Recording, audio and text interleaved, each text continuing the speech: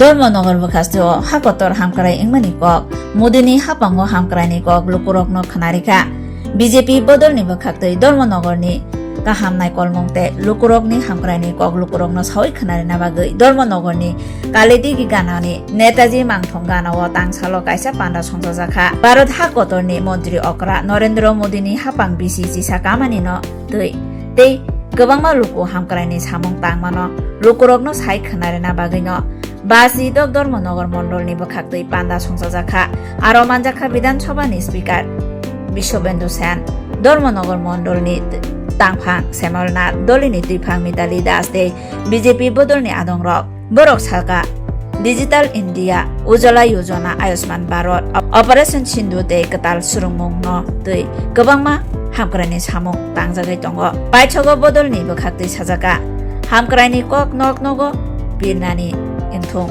tei thinangobo omo hai kaham samung butangno tangnani bagoi khakrak engai basana engthong hine জিজ্ঞেস করবেন ও কাকা ও মাসি ও দাদা আপনি ধর্মনগরের ছাপ্পান্ন নাগরিক দয়া করে বলবেন নরেন্দ্র মোদীজির আমলে মানিক সাহেবের আমলে আপনি কোনো উপকার পাননি প্রথমত শরীরপুরা দিয়ে না আমি কিছু পাইছি না শুরু করবেন 4-5টা প্রশ্ন দেখবেন সব পেয়েছে প্রথম জিনিস করোনা ভ্যাকসিন পেয়েছে দ্বিতীয় জিনিস একটু গরিব হলে ফ্রি চাল পায় তৃতীয় জিনিস রেশন সবসময় একটা ভালো পাওয়া যায় চতুর্থ জিনিস আইন শৃঙ্খলা কঠোরভাবে মজবুত এখানে পঞ্চম জিনিস লোডশেডিং অলমোস্ট মানে এখন লোডশেডিং হয় না ষষ্ঠ জিনিস প্রবল বৃষ্টিতে জল পড়ে না যদিও সিপিএম এর ইচ্ছা 1 বছর যদি 1 নাগারে বৃষ্টি হয় তবুও জল হবে কেন ধর্মনগর এবার 7-8 দিন বৃষ্টি হলে জল উঠে না ধর্মনগর কৃতিত্বটা কিন্তু আমার পৌরসভা চেয়ারম্যান আমাদের সকলের আমরা করেছি জল উঠে নিয়ে কিন্তু আবার পরিষ্কার পরিচ্ছন্নতা চলছে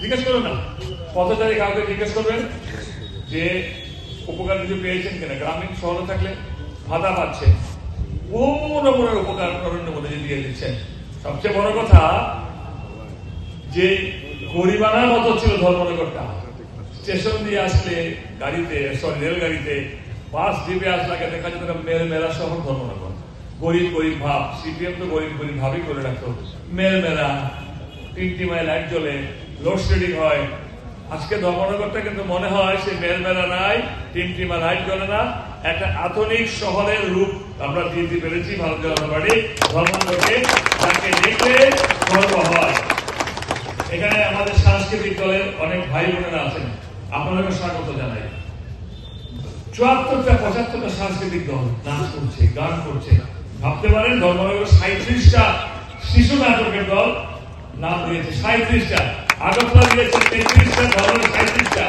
এক একটা নাটক দলে হবে 10 জন করে 370 জন এই সেজে নাট্য শিল্পী তৈরি হচ্ছে যারা আগামী দিনে হুদকুদায় বাইক ধরে থাকতো না মনে আসবে না এরা তৈরি হচ্ছে 70-72টা যদি সঙ্গীত নাটক কিংবা এই নৃত্য আবৃত্তি যদি শিল্পী উঠে এক একটা টিমে যদি কমসে কম 20 জন করে থাকে তাহলে 70 ইন্টু 20 কত 1400 শিল্পী ধর্মনগরে প্রোগ্রাম করছে যারা আগরতলা যায় উদয়পুরে যায় ধর্মনগরের সুনাম করিয়ে আনে এটা আমাদের আরো তৈরি হয়েছে আর বৃক্ষ সারা শহরে দেখবেন বৃক্ষ এই বৃক্ষগুলো লাগানোর ফলে আমাদের সবুজ আমরা দর্শন করতে পারছি সবুজ চোখের উপকার দেয় এবার আমরা কি গাছ লাগাচ্ছি নিম গাছ তো গতবার থেকে এর আগের বছর লাগিয়েছি এবার আমরা কি গাছ লাগাচ্ছি আমাদের এই অর্জুন গাছ আর নিম গাছ অর্জুন গাছে কি হয়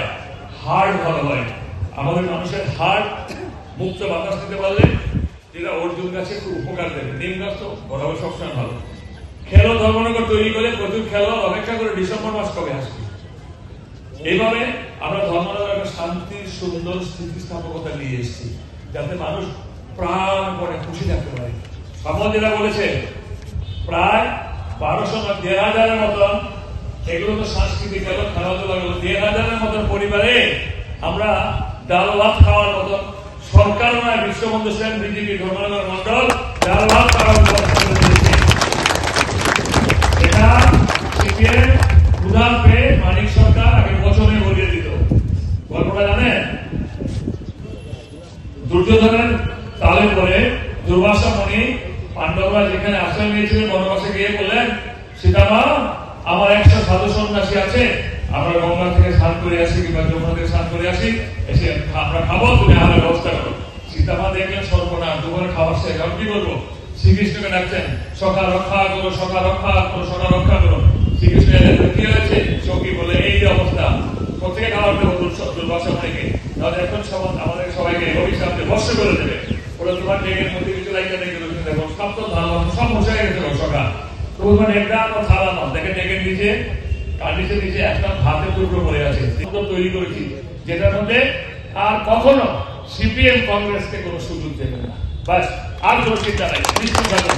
আর আমি তো জোর বলছি, এই সিটটা ছিনে দেবে না।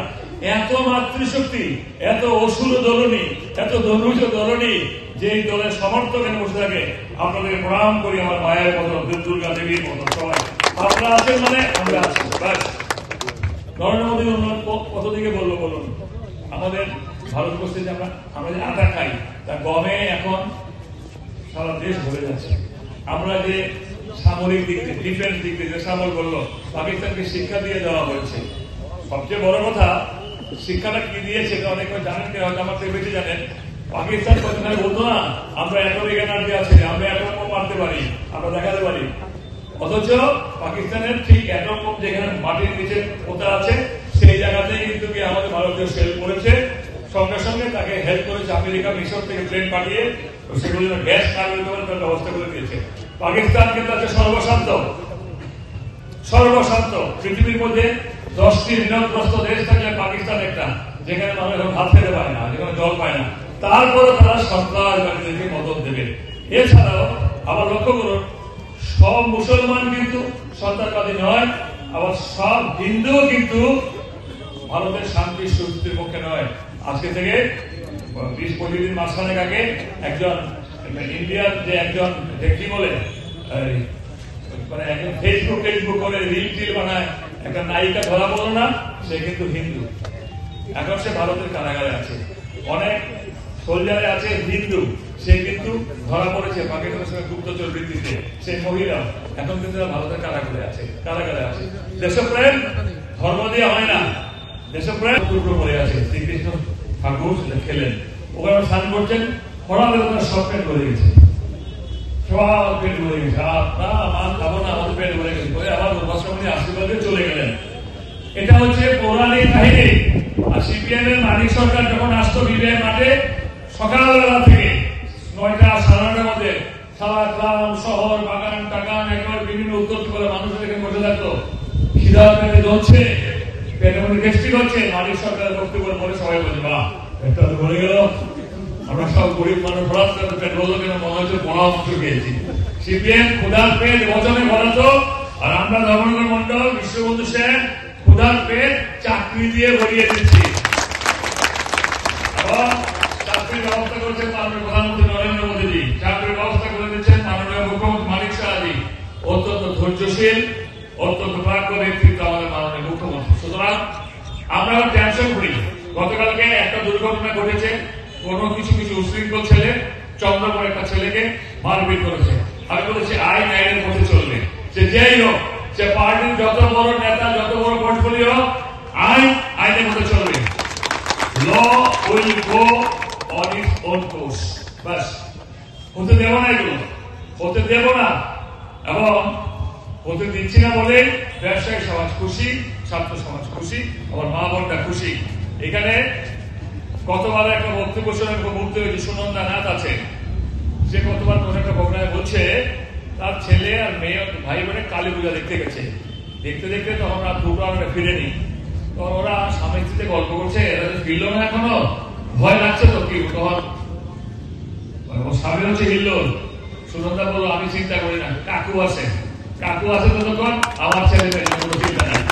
এই যে কনফিডেন্স, এই কনফিডেন্স আজকে আমরা হাজার হাজার মানুষের মধ্যে ঢুকিয়ে দিতে পেরেছি।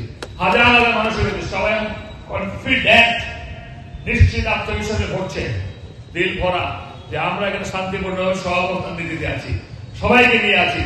সিপিএম কংগ্রেসকে কানে কানে মুসলমানদের বিজেপি দেখতে পারে না।